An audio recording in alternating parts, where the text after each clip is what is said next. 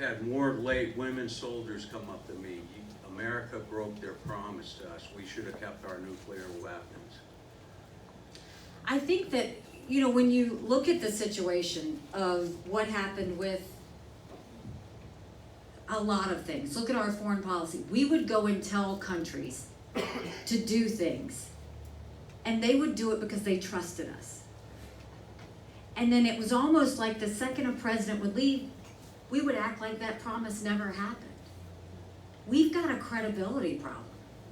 We've had it for a while. A lot of corruption too, with Biden and Obama, all of them. I mean, They stole a lot of tax money.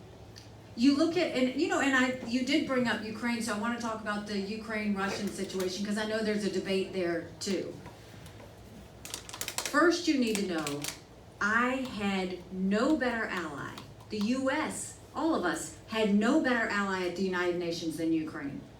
They were with us on everything. They voted with us on everything without me even asking. They were at every press conference without me asking them to show up. They were the #1 supporters of America.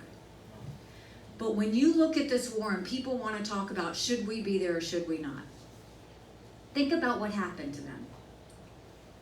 They were a freedom-loving country. And here this country came in and invaded them. Now, first of all, this wouldn't have happened had Obama not let it happen in the first place with Crimea. Then you go and you look at Biden. We didn't have to be in this situation because Russia surrounded Ukraine a year prior and no one did anything. There was an opportunity to prevent this war and it didn't happen. But you look at these people and what did the men do? The men went straight to the front lines to protect their country and protect their freedoms. They left their wives, and the wives said, I'm not going to stand here and not do anything. They started making Molotov cocktails to help their husbands. Everybody gave them 5 days.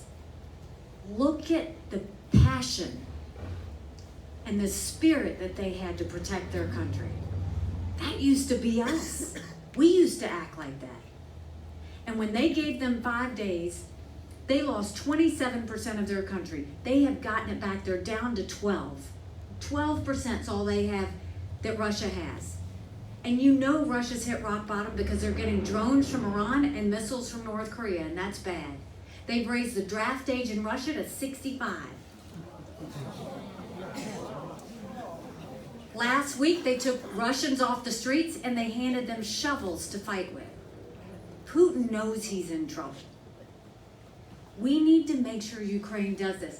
I don't think we should give Ukraine money. I don't think we should put troops on the ground.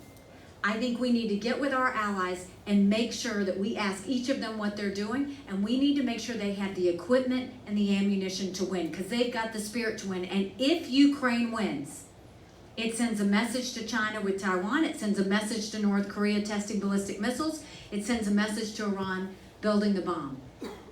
If Russia wins, dictators tell you exactly what they're going to do.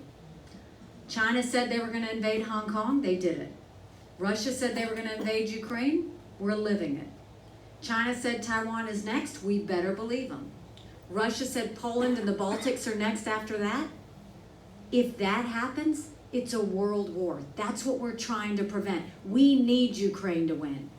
And don't ever forget, and don't let anyone tell you different. A win for Russia is a win for China. We can't have that happen. So I'll leave you with this. Y'all been a great crowd tonight. I appreciate it. General, you were right. Laconia rocks, I'm telling you.